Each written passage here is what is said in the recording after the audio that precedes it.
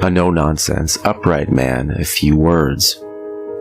It was the morning following my 20th birthday, and he telephoned me at 9:30 on the dot, requesting my presence at his home on the outskirts of Salcombe, approximately half an hour's drive. I arrived nursing a hangover from the previous night, and he offered me a cigarette. When I hesitated, he just laughed and told me that he knew I smoked, and that he wouldn't tell my father.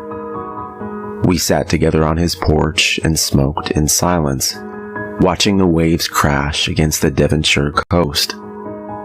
Eventually, he stubbed out the butt of the silk cut and produced a shoebox, which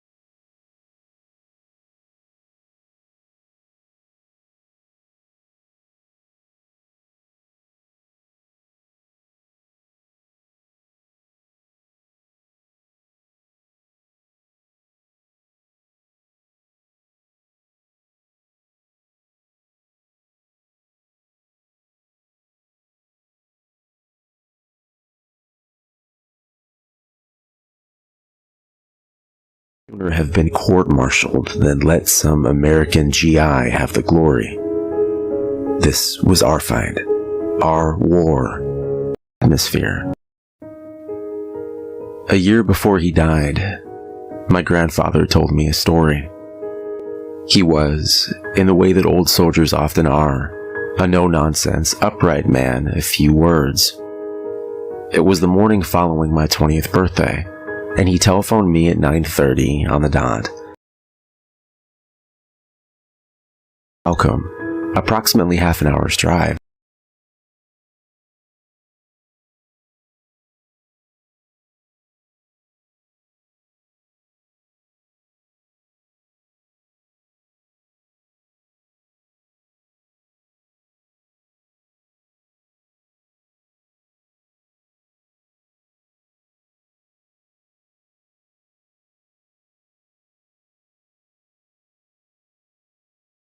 Requesting my presence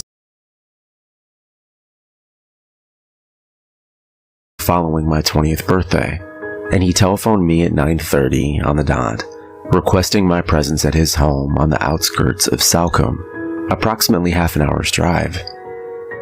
I arrived nursing a hangover from the previous night, and he offered me a cigarette.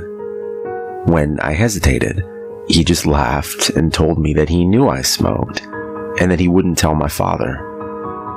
We sat together on his porch and smoked in silence, watching the waves crash against the Devonshire coast.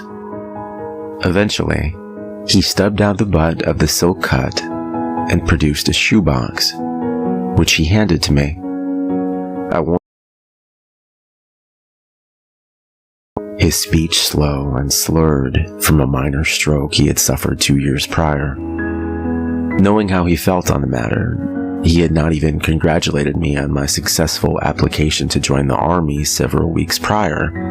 I said, "Grandpa, you don't have to." "I need to," he said. "Open the box." I obliged.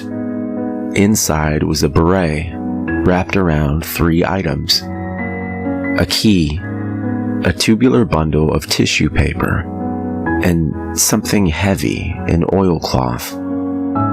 I put the box down and picked up the key, admiring the intricate brasswork and unusually complex blade. "The only other person that knew this story was your grandma, and she's gone now. I won't be around forever either, you know. It's important people know." We were silent for a couple minutes. It sounds selfish, but I hate when old people talk so fatalistically. That said, my curiosity was piqued by the grim show-and-tell atmosphere. He lit another cigarette, letting the flame of his match linger just long enough that the wood about its head had begun to curl and blacken. Then he shook it out.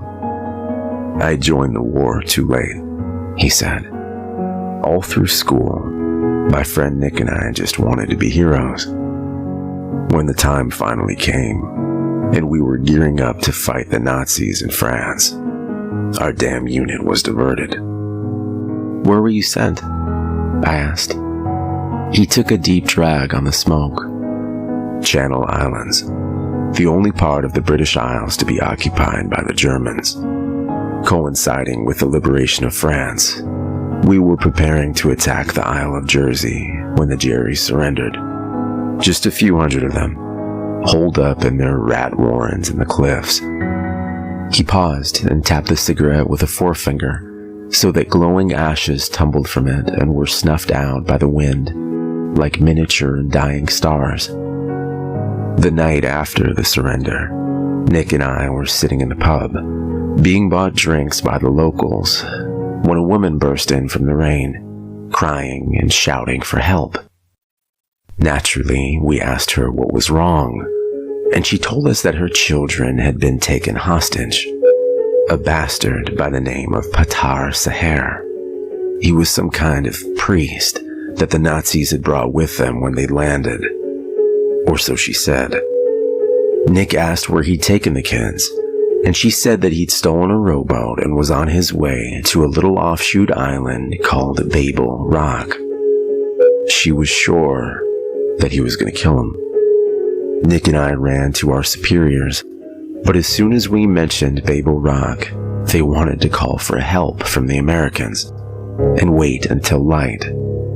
They took our rifles away and told us to forget the whole thing, but I would sooner have been court-martialed than let some American GI have the glory. This was our fight, our war, and no matter how small it was, how insignificant in the grand scheme of things, we would fight it. This was our home, you know.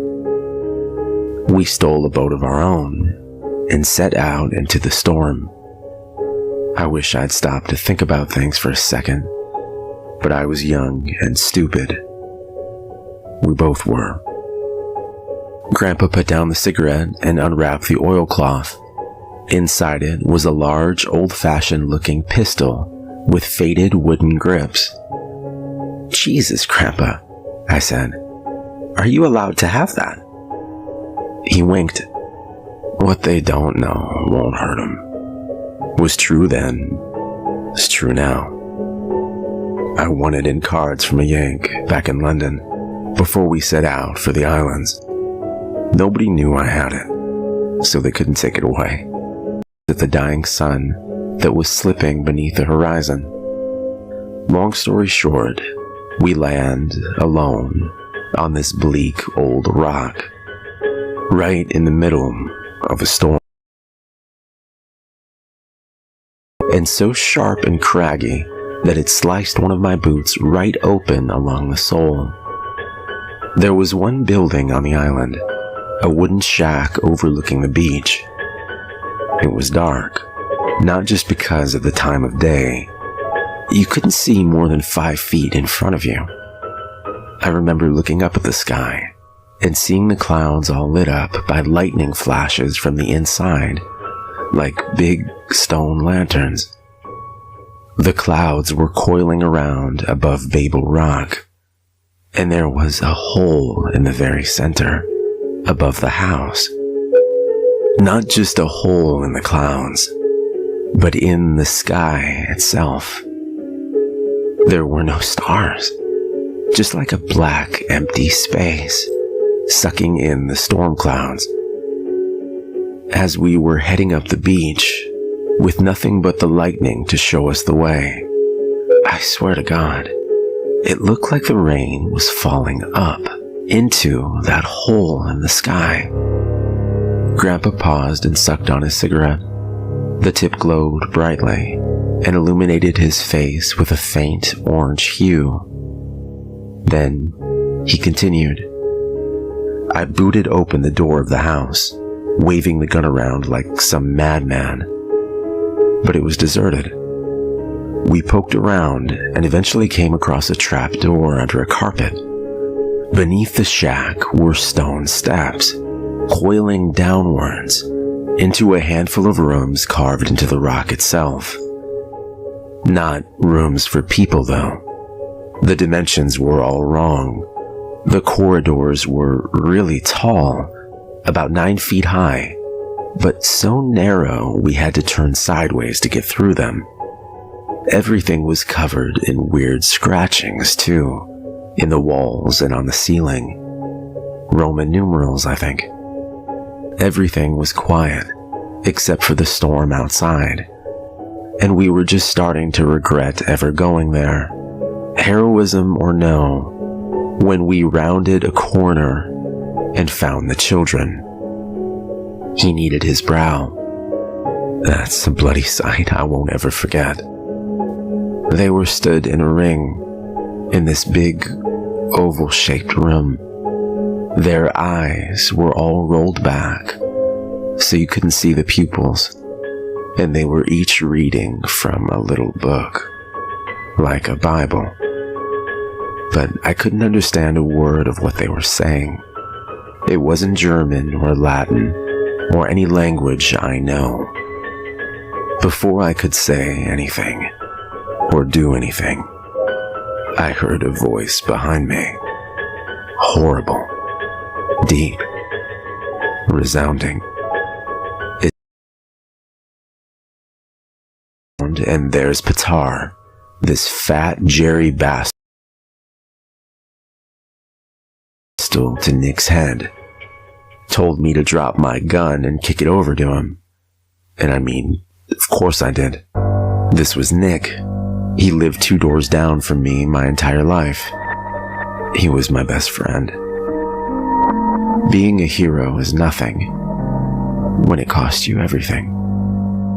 Grandpa paused, and I saw his leathery cheeks glistening, wet from tears.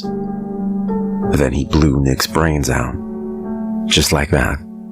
Shot him in the side of the head. I lunged for him, trying to grab the gun, and he shot me too. Shattered my kneecap. That's why I need this. He tapped the heavy stick that he'd hobbled around on as long as I knew him. Then he flicked away the end of his cigarette and reopened the pack with trembling fingers. It was empty. I handed him. I passed out, he said, his face now lost to the rush of night. When I came to, his face was inches away from mine, and I could feel his breath on my cheek. He stank of rotting meat. There was something wrong with his eyes, too. Black. Black as that hole in the sky. He spoke to me then. He asked me in broken English if I believed in God. I could barely speak. The pain was too much, but I nodded, and he asked me if I would like to meet him. I thought to send me to meet my maker, so I shook my head, and I think that surprised him. He stood up, walked away from me to the opposite wall, and that's when I saw the door for the first time. It was massive, almost touching the ceiling, about 4 feet wide, and it was made of some kind of black rock. It had carved on it an apple tree, and there was a snake coiling down the trunk. The snake had its head turned side onto you, and instead of an eye, there was a weird, jagged keyhole. He went to the kids, chanting throughout all this, and picked up a key. This key, off the pedestal they were gathered around. Grandpa gestured at the key, its brass swastika head glinting beneath the glow of his cigarette. Patar said that he'd spent 11 years of his life secretly visiting Babel Rock, measuring the keyhole and designing a key to fit. I asked him whether he put the door there, and he gave me an odd look and told me it had been there before me.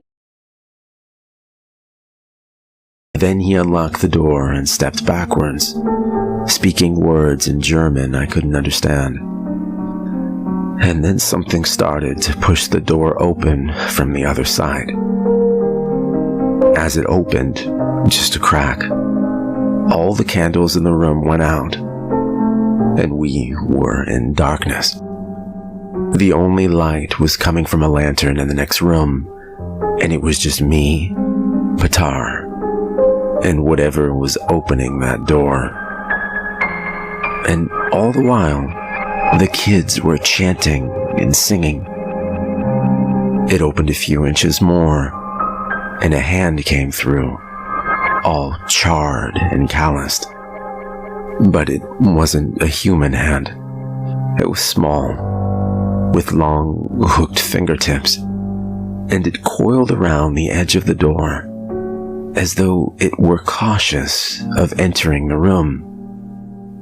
As it did, the air began to taste of seawater and sulfur, and I was more scared then than I've been in my entire life. I tore my eyes away, dragged myself over to my .45, and turned around and shot Patar in the back. Pow! He mimed a pistol with his hand. His blood splashed across the door and wall. but it also landed on that hand. As soon as it came into contact with that blood, it went crazy. The hand tightened its grip on the door and started pushing. This was solid stone, about a foot thick, and this thing was just shoving it open. I forgot my pain then. Fear was giving me strength, and I limped across the room and slammed my shoulder against the door.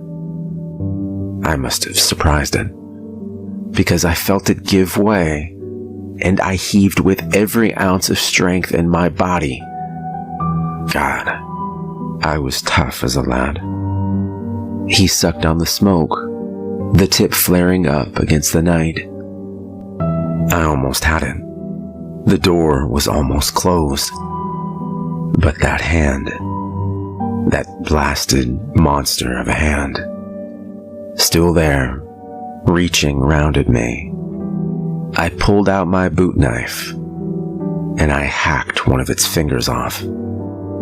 It howled, or maybe that was just the storm above us, but the hand retreated, and I slammed the door closed. Then, to my horror, the door shuddered and opened a crack. It was throwing its weight against it, desperate to get into our world. I pushed back, and then I noticed the key sticking out beside my hand.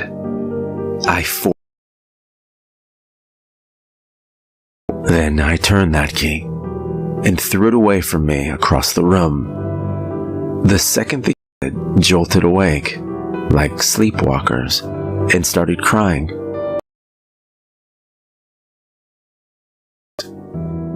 That finger I hacked off flared up, caught fire, and in seconds, it was nothing but bone. I went to Nick, but he was long gone, so I picked up the gun and went to Petar instead. He looked up at me and he said something in German, words that echo round in my head every night. I shot him again and again, until there were no bullets left in my gun, and he was unrecognizable. And then the pain hit me again. I blacked out. Grandpa took a final drag on his cigarette, then he ground it into the ashtray. We sat, unmoving and unspeaking in his garden, our silhouettes picked out white-edged by the stars, like marble statues seated in eternal vigil for the men that had sailed across the sea and never returned. I gazed at him, and in that half-light, he could almost be the fit, powerfully built young man in the photographs that had adorned the walls of his house before Grandma had passed away. I had no idea what to think or to feel, or how much of his story was true, but I was enthralled by his words. What happened then, Grandpa? As he replied, the clouds began to shift over the stars like curtains being drawn over a stage, so that his words seemed to come from some unspecified point in the darkness, and I were speaking to a ghost. When I came to, I heard shouting from far above, commands being given, boots on the stairs. English voices, I was sure. I grabbed the gun and shoved it into my jacket. I knew that if my superiors knew about it, I'd be in even deeper shit than I already was.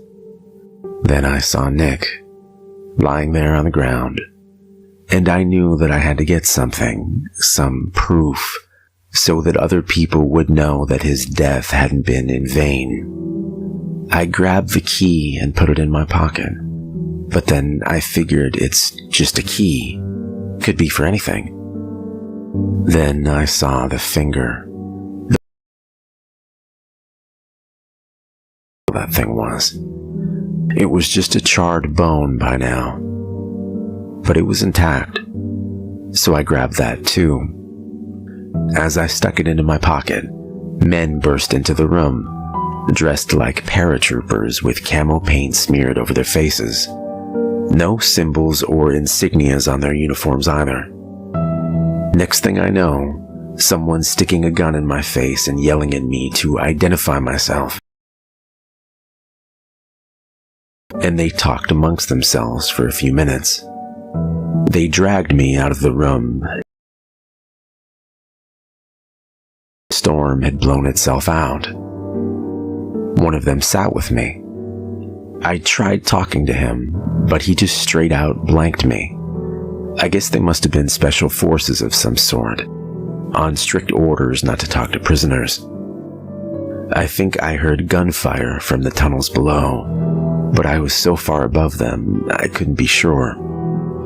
As far as I could recall, the only living things down there were the Spec Op boys and those kids. So, what they could have been shooting at, I have no idea. Eventually, a rescue boat shows up, and a medic sees to my leg while some big brass guy lectures me on the importance of subtlety. Before I was allowed on the boat, though, he straight up told me that if I breathed a word of what I saw on Babel Rock to anyone, my friends, the townspeople, anyone, they'd shoot me. Then, when I got back to Jersey, my commanding officer sat me down in his office and told me that I would be retired due to my injuries, and that if I kept my mouth shut, I'd get a war pension from the government, and I'd be comfortable for the rest of my life. I asked about Nick, and the man went all quiet. Then he told me that his next of kin would be looked after. I think they got the newspapers to report him dying a hero, fighting Jerry Commandos or something. I never read past the first few lines of that article. I just kept seeing him in that cave, gun to his head, and eyes pleading for me to save him. So, you never told anyone? I asked. Who would you have me tell? Nobody would believe me, would they? They'd just think I was insulting Nick's memory, trying to steal the glory from him. I loved him like a brother, too much to take his story away from him. I'm sorry, Grandpa, I didn't mean... He laid a hand on my shoulder. It's okay. He struck a match and unwrapped the tissue paper. Inside, long and angular, there lay a skeletal, humanoid finger, and with bone hardened and pointed at the tip, like a claw. I gazed at it, in awe, in horror, before whispering, "I'm so sorry, Grandpa." He smiled and patted me on the shoulder. Then he blew out the match, and I heard him gathering the 3 items he had showed me back into their box. It was as I was unlocking my car that I heard him call to me again. He was standing in the doorway, lit from behind in an otherwise featureless darkness. Well done on getting the job. In Afghanistan, I mean. Always rely on your judgment, no matter what they tell you. He closed the door. I sat in my car in the dark for nearly an hour, thinking about what he'd said. When I got home, my father was already in bed, and I lay awake, gazing at the dark ceiling. I imagined it to be the voidous center of that storm my grandfather had seen all those years ago. He left me the house in his will. I retired from the army after being shot in the hip during an ambush in Kabul, and I was looking forward to the peace that Granddad's old place on the coast would surely bring. When I was moving some of his things in the attic, I stumbled across the shoebox again. It was all there. The gun, the key, the finger. Like the realization of some strange dream, the memories of that night flooded back, and I sat down and cried for the first time since his funeral. I took a ferry to Jersey recently, and then hired a local fisherman to take me to Babel Rock. Under the sun, with nothing but the laughter of seabirds in my ears and the taste of salt water in the air, it was actually a relatively peaceful place. The eye of a storm. There was no shack, though. I suppose it was probably destroyed shortly after the events of my grandfather's story. I found a heavy iron hatch, under which was a stairwell, but that ended in a square brick room, scrawled with graffiti and full of empty crisp packets.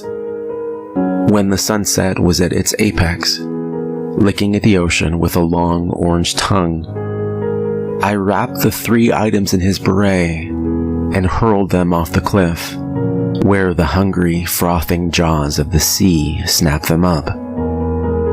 Then I sat with a thermos of tea and imagined Grandpa and Nick sitting together on a boat destined for London, full of stories of heroism.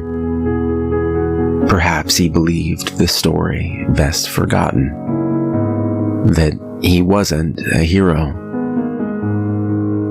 But I believe differently.